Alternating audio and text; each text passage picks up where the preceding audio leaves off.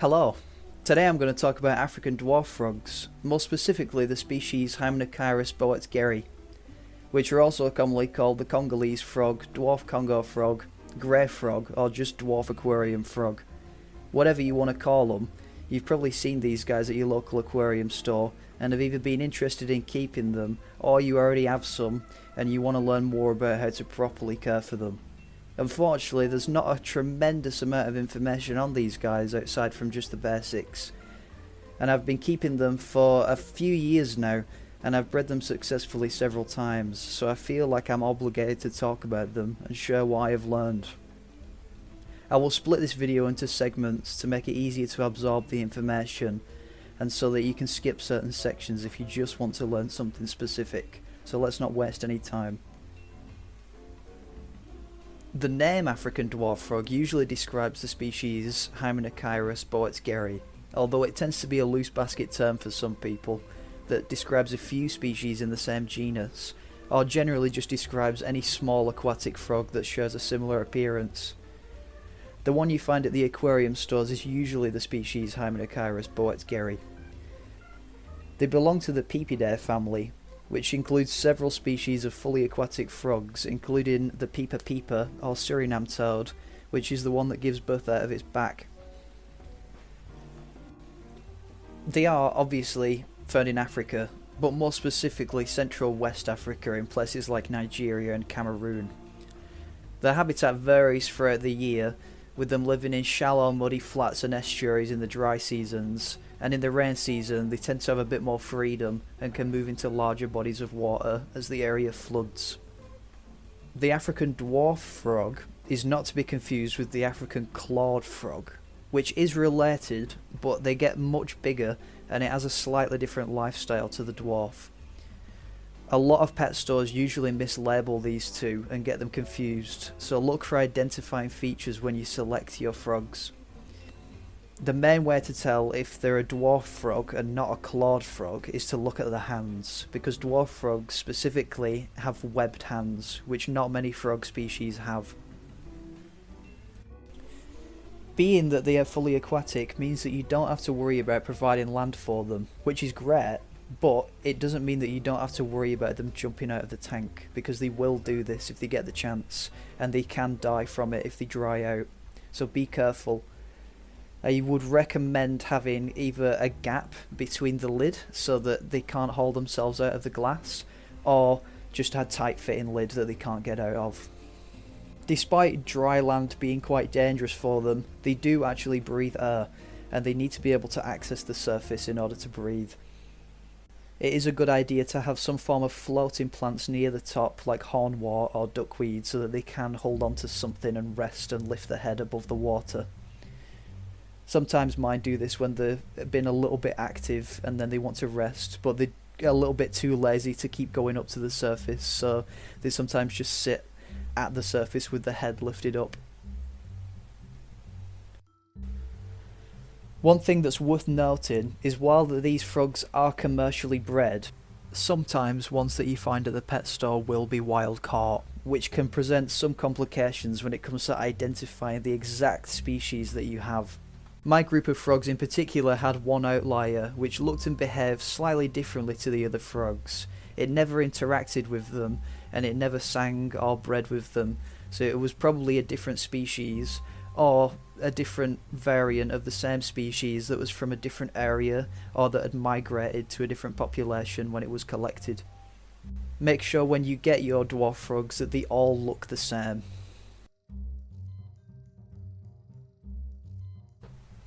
Anyway, let's talk about the next important thing. Are these frogs right for you? Not many people discuss this, but it is an important question because these frogs are not for everybody. In my opinion, they're not great for people who are brand new to the aquarium hobby, or people that want to add them to a community tank with a bunch of different fish in there, because they never seem to do well when kept with multiple tank mates. Most of the time I see these frogs in a community tank, they're emaciated, and people struggle to keep them alive for longer than a year. These guys are a commitment. They live a very long time if given proper care. I've heard people say that they've been able to keep them alive for over 10 years. And mine in this video are about 4 years old right now, and they show zero signs of aging. But like most frog species, we're still learning about their lifespans, so it's not really known how long they're supposed to live for. But they do live a long time if you take good care of them. Dwarf frogs are really good for people who at least know the fundamentals of aquarium keeping and want to keep them in a very placid aquarium, preferably in a species-only tank, or with one or two other tank mates that live in similar conditions. I'll talk more about this later. Another good thing about them is that they don't get very large. My biggest female is about 2 inches long, and they're non-aggressive, so you can keep them in smaller tanks, which is great for people like myself who have very limited space. They are really fun to keep, especially for those who want to keep something a little bit different, and they're really active for an amphibian, certainly much more active than my Pac-Man frog, who kind of just sits there all day. But they aren't the easiest of pets to keep. If we were to compare them to anything, they're very similar to keeping dart frogs, but obviously underwater and minus the fruit fly problems. Now let's talk about water parameters and tank conditions. You want to keep these guys in a planted tank. It'll make your life 100 times easier and it'll mimic the natural ecosystem. I kept mine with plenty of floating plants as mentioned before, and that also blocks out light from the surface so that it's not as intense on their eyes. As for substrate, I kept mine on very soft sand, which I highly recommend because they eat off of the floor and sometimes they can swallow substrate, and you really don't want them to swallow like really hard pebbles or anything like that. If they swallow sand, it's no problem, they can just pass it straight through them, but if they swallow like a tiny stone or something, they can actually die from it, so it's best to just keep them on sand. It's also really soft on the skin, and if you do keep them on gravel, you also run the risk of them breaking the nails on the tiny rocks, and you don't want that to happen, so just keep them on sand.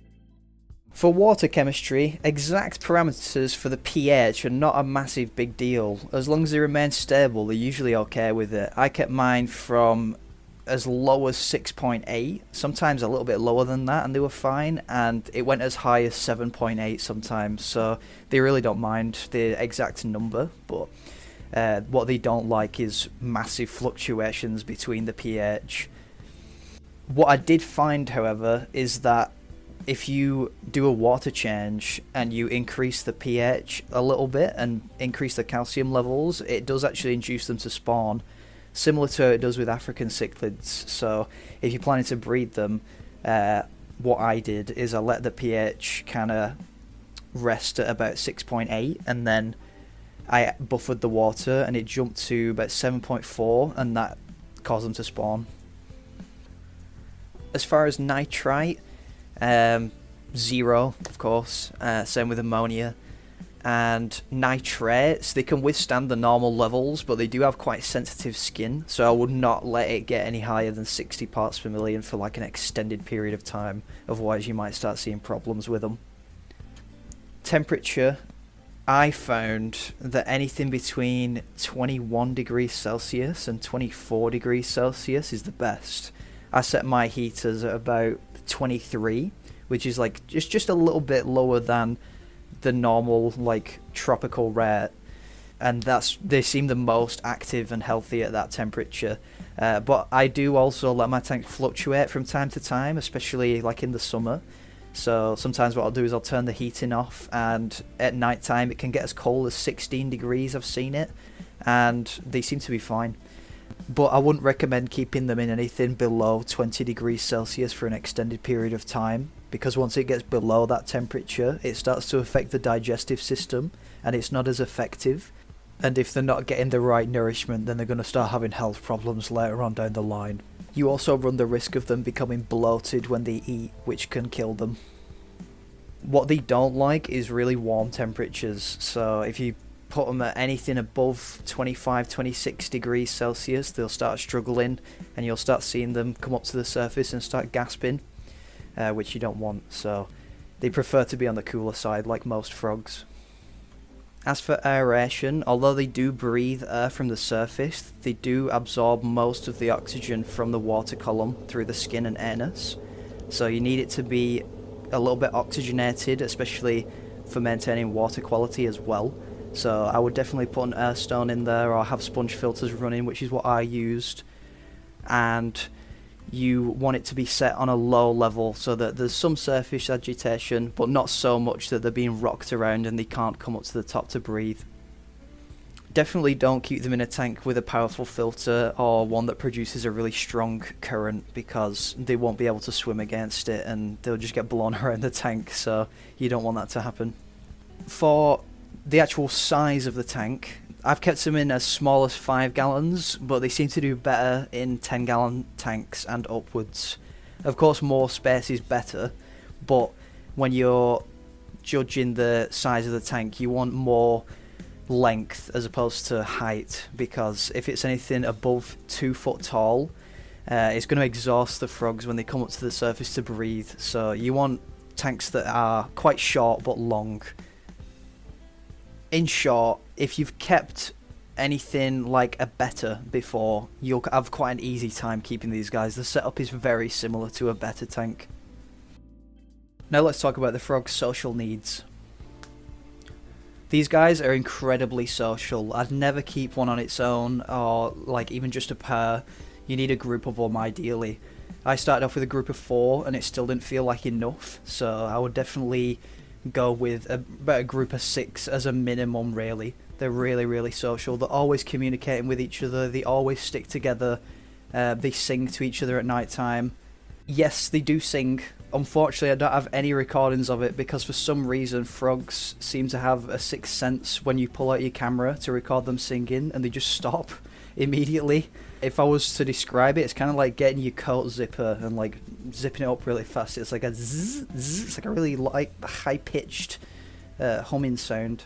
When it comes to the interactions with other species, they are peaceful, but they really prefer to be with just their own species. That's why I keep mine in a species-only tank. They are not very competitive when it comes to feeding, so they'll definitely get outcompeted by pretty much any fish. They're okay with things like really small loaches, like coolie loaches or hillstream loaches or anything like that. They'll be okay with. No, you don't need to keep hillstream loaches at a high flow. Corydoras they're okay with, but you have to be mindful that the cories have barbels which you can poke things with, so maybe keep them in a little bit of a bigger tank where they can get away from each other. They're okay with shrimp, but I would not suggest it because mine lived peacefully with Neocaridina for about a year, and then all of a sudden one of them just ate one shrimp just out of the blue, and then they decided, oh, this tastes really, really good, and they just annihilated all the shrimp in the tank, and there were just none left. So whether it's probably subjective whether or not they just murder your shrimp, but I wouldn't do it again. The best tank mates for them are snails. I keep snails in all of my tanks. They're absolutely great for planted tanks because they keep things clean. They help with the cycling process. They're just great. I have mine in with Malaysian trumpet snails and ram's horn snails, and they don't interact with each other. The snails kind of just feed on the detritus that's left behind, so they really do well with snails. Now on to diet. These guys are micro-predators, which means that they mostly eat invertebrates, but being that they're frogs, they are opportunistic, and if you've got any really tiny fry, if you keep live bearers or anything like that, they'll definitely get eaten as well, so just bear that in mind. In an aquarium setting, they're pretty easy to feed. Mine came to me and they already took readily available frozen foods like brine shrimp and bloodworms and stuff like that. I got mine to eat pellets actually. I got them to eat the Vitalis, like really small cichlid pellets, like a soft pellet. Those were really good for my females because it allowed them to put on a lot of fat really quickly so they could produce more eggs. If yours are picky eaters, I would suggest using live foods like tubifex worms or blackworms if you're in America. Daphnia are really good. The best food I found for mine was live mosquito larvae. They absolutely love mosquito larvae, but I'm lucky enough to be in a country where mosquitoes don't carry any harmful diseases, so if you do live in a country where mosquitoes are dangerous, just be mindful of that and do some research, I suppose.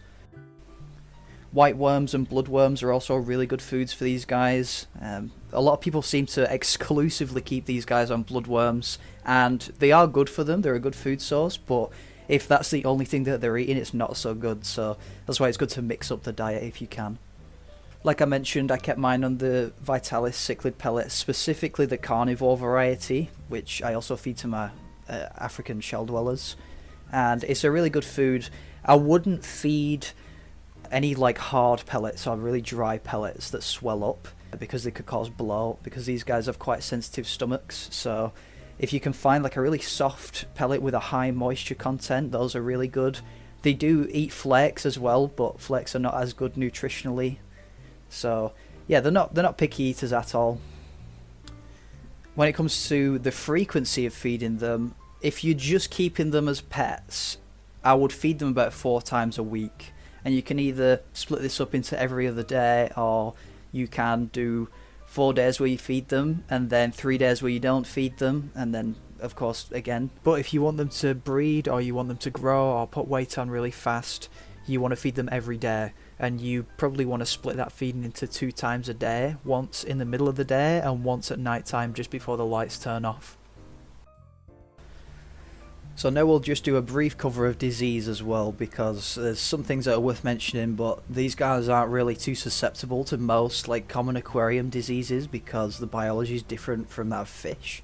So I've never had any issues with disease personally. I haven't seen very much disease in them other than like nutritional diseases because they're being underfed or the diet is poor. And I've seen a lot of these frogs. We used to move hundreds of them through the shop, and I've never seen them with really common diseases. Although I am aware that this is sort of survivor's bias on my part, and you might get something that I haven't seen. But most of the time that these frogs die, it's usually by malnutrition, which I mentioned before, which is kind of the fault of the caregiver. But since they are frogs, it is worth mentioning chytridiomycosis, or some people call it chytrid fungus, which it's not visible to the naked eye. You can't see it, but you can sometimes see the effects of it, and it usually presents itself as sort of red pinkish lesions that develop underneath the belly and the feet and underneath the back legs. And it can also sometimes be seen as a kind of white sheet that develops over the frog's skin. Now these aren't the disease itself, these are kind of just side effects of the disease, which are sometimes spotted, but sometimes you can see nothing at all and then the frog can just die. And this makes it very difficult to detect, which is why it's so lethal and why it's affecting wild populations of frogs. The way in which it kills them is pretty nasty as well. It kind of grows over the skin, and I believe it affects homeostasis because it interferes with the distribution of sodium and potassium. And as it grows and encompasses the skin, it also stops them from absorbing oxygen properly, so sometimes it can actually suffocate them, but most of the time they die from organ failure because they can't perform normal bodily processes. Really, the way to avoid it is to just select really healthy looking frogs that are moving actively. What you can do to the pet store is ask them if they can feed them, and if they're coming up for food and they're eating and there's none of them that are kind of hiding in the corner or look poorly, then they'd probably be okay. It's not massively common in these frogs. But yeah, if you see one single frog in the tank that has like a suspicious like texture on its skin or anything like that, I would not get any of the frogs in that tank because it's really contagious, and even though the other ones aren't showing it, they will all probably have it. As far as treating it, there's not really a reliable method aside from your typical like fungus treatments, like what we used to do in the lab when I was at college. We used to like swab the underneath of the legs with like an antifungal treatment. I will put the name of what we used on screen because I can't remember it off the top of my head. But yeah, we used to use that, and then it was a matter of quarantining the infected individuals and separating them, and kind of just crossing your fingers and hoping that it hasn't already spread. So the key is to avoid it in the first place, which if you choose your stock really carefully, then you're pretty unlikely to get it in these guys. So before moving on to the last segment, which I'm going to talk about how I bred them, we'll just do a really quick recap just to sum it all up. So you want to ideally keep these guys in a species only planted tank, or with really slow moving, small, mellow tank mates that aren't going to bother them too much. You want to keep them at stable water parameters around 23 degrees Celsius. You want to feed them a good variety of meaty foods like bloodworms, mosquito larvae, brine shrimp, or a really soft cichlid pellet. You want to keep them in a shallow aquarium that's not too tall. You want to keep a lid on the tank. You want to keep them in a tank that has a low flow. You want to keep them in a group, and you want to, you preferably species only. That's the real big one. So if you do these things, you'll probably have a pretty easy time keeping these guys. They're not that serious. But if you really want to get into them and you want to try and get them to breed, then it can be a little bit more complex because there's a few more things that you have to think about. So the first thing that you'll need to do is sex them. And you can do this, it's not very hard. So with most frogs, you usually look at the thumbs and the inside of the thumbs, and the males sometimes have like a pad or a dark patch on there. These guys don't have that as far as I'm aware. Instead, the males have sort of like a pinkish, like very pale bump underneath the armpit. But sometimes it's not visible. You can only really see it when they are mating because the arms kind of stick out to the sides. Mine has it, but I have also seen other male frogs where it's not really visible on them. So the main way to tell, for me, is just to look at the colours of them and the body shape and size of them. So the easiest way to tell is the colours usually. If they're not washed out and they're comfortable, you can see that the males are a lot more speckled. They're a lot brighter. They have more things going on the skin. They have, and both of them have this, but on the males particularly, it's a lot darker. Just behind the eyes, they have a black strip that just shoots to the back of the eyes, and it's white underneath. And the females have it as well, but it's more faded. The females typically have much more grey, dark skin with less patterns on it, and especially when they're in breeding condition, you can really see the males' colours come on, and sometimes they look almost yellow and brown.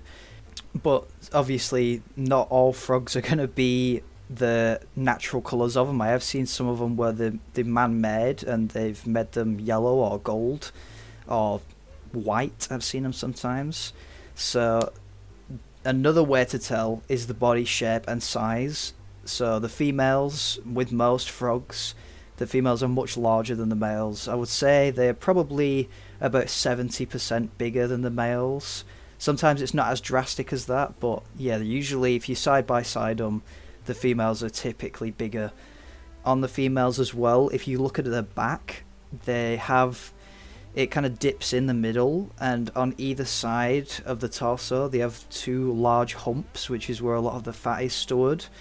Now the males sometimes have that as well if it's a particularly well-fed male, but on the females it's much more apparent. That dip is more visible.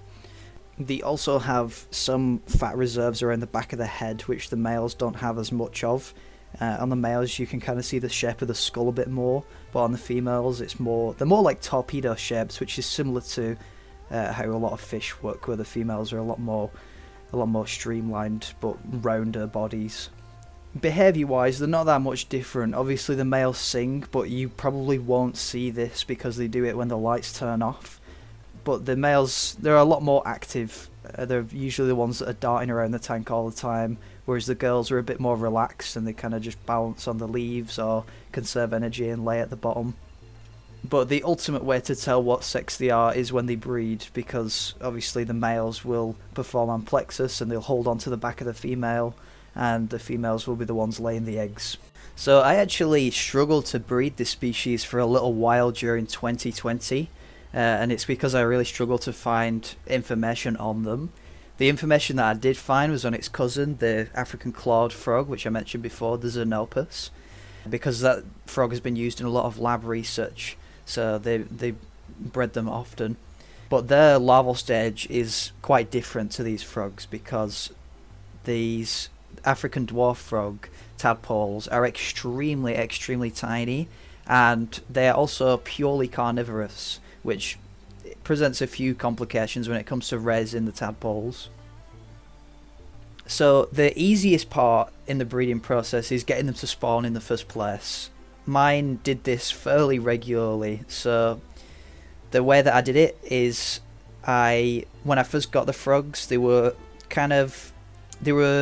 bigger than ones that I've seen before. A lady brought them in who couldn't take care of them anymore, so I took them off her hands, and essentially they settled in for, I think, about 6 weeks or something like that. I didn't see any breeding behaviour, so it took about 6 weeks, and that was getting them settled and getting the diet on and having them put weight on, and then you start seeing them. You start hearing them sing at night time, and you start seeing them perform amplexus. And then what I found was I would leave the tank for a while, and I wouldn't do a water change for about a week or so. And then at the end of the week, I would do a 30% water change with cold water. And what I would do was also, I would buffer the water with a KH powder, and that raised the pH, and that induced them to spawn straight away. So the very night that I did the water change, there was eggs, and the eggs are really tiny. They're kind of like little grains of sand, and they lay them in little clutches that they spread around the tank. They usually stick them to leaves or can float them on the surface as well. If you've got floating plants, they'll stick them to the duckweed or salvinia. The actual eggs themselves are really, really fragile, which is why you move the parents and not the eggs, because you can damage the eggs really easily. So they're not like the eggs of small fish species like barbs or rice fish or anything like that, because those eggs, the shell is quite hard on them, and some of them you can literally pick them up and like roll them between your fingers and they won't break. But these eggs are not like that. They are extremely fragile. You can even damage them just by disturbing them in the water. So you really don't want to mess with the eggs. You want to leave them where they are and move the parents. So after the eggs have been laid and the parents have been moved, then I switch off the filters, and that way there's no current or movement in there, because these guys are really fragile and any water movement would kill them. And then after the filters have been switched off, what I then did was I put some dead leaves in there, and I put my Daphnia culture in there. And what that did is it allowed the Daphnia, because the water's stagnant and there's decomposing plant material in there, the Daphnia started to breed in that tank as well. And the good thing about that is that you get the Daphnia at all different life stages. So when the tadpoles are really tiny, they can eat the really young Daphnia that'll fit in the mouth, and then as they age, they can eat the adult Daphnia. And that way I didn't really have to worry about feeding these guys, because the tank was kind of self-sustaining that way. So for the first 2 weeks, I just left them alone. The only thing that I did was really small water changes, and I did this by getting filter paper and tying it around airline tubing and sucking through a little bit of water, and that way no Daphnia or anything gets pulled through the filter paper. Once you take a little bit of water out, when you put new water back in, I actually used a spray bottle, the ones that you use for plants, and that way there's no current, there's no water moving. It kind of simulates like a fine mist, like rain landing on top of it, and they seem to do well on that. And I did water changes at the start. I did them every 2 days, and then towards the end I was doing once a day. Sometimes I did twice a day, but you don't take that much out. You only take maybe about 5% out each time, as to not shock them. Once they get to 2 weeks old and they're quite a decent size, the chance of them surviving to adulthood has increased quite a bit, because now they start taking different foods. So once they're 2 weeks old, I started to offer them live mosquito larvae, which they really enjoy. It's probably the favourite food, I would say. And then live bloodworms, until a couple days later, then you start offering them frozen bloodworms. And once they take frozen, you pretty much have an easy time with them then, because they recognise you as a source of food, and they're really smart. They'll come up to the front of the glass every time you walk in, like you normal fish do, and they'll take pretty much whatever you can offer them. I started to mix a dry food for them, and I did this by mixing flake foods and crushing them with spirulina powder. Now it's not the aquarium spirulina powder, it's the like chemist grade spirulina powder, which is like it's made for people to drink. And the reason I use this is because it's got a lot of vitamins in it.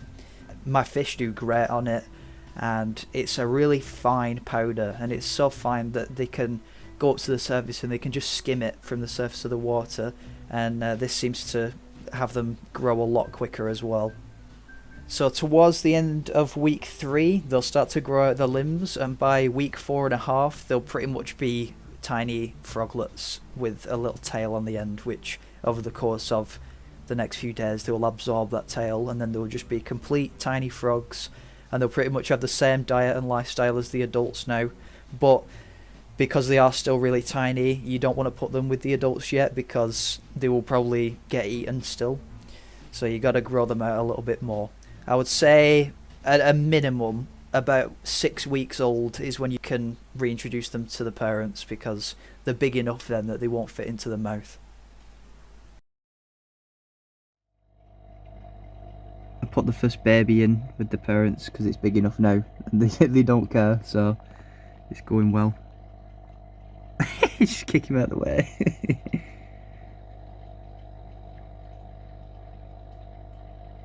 Yeah, they're not bothered at all. That's really good.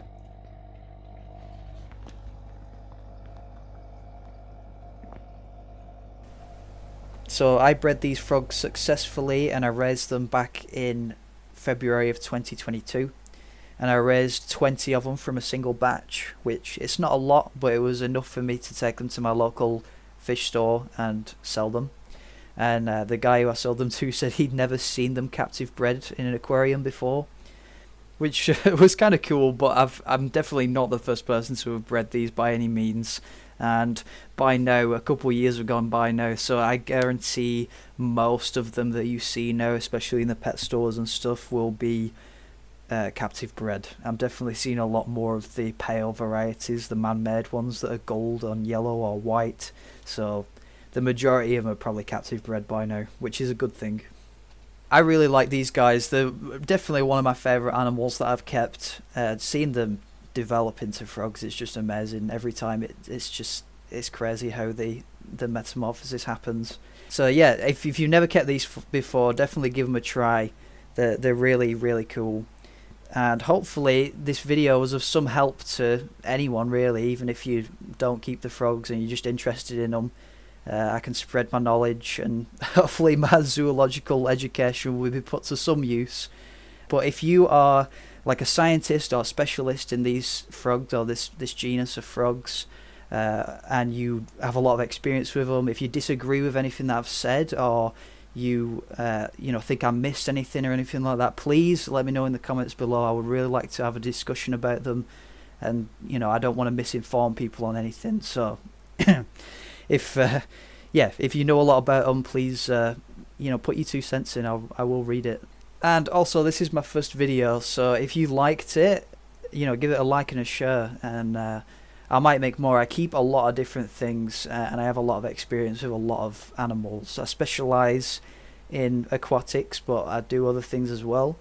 And I have a lot of fish and a lot of tanks to talk about, which I think will be quite interesting. So if you want to see more, give it a thumbs up and that, and hopefully it'll see some people, and I will probably make some more. That's all for now. Thank you.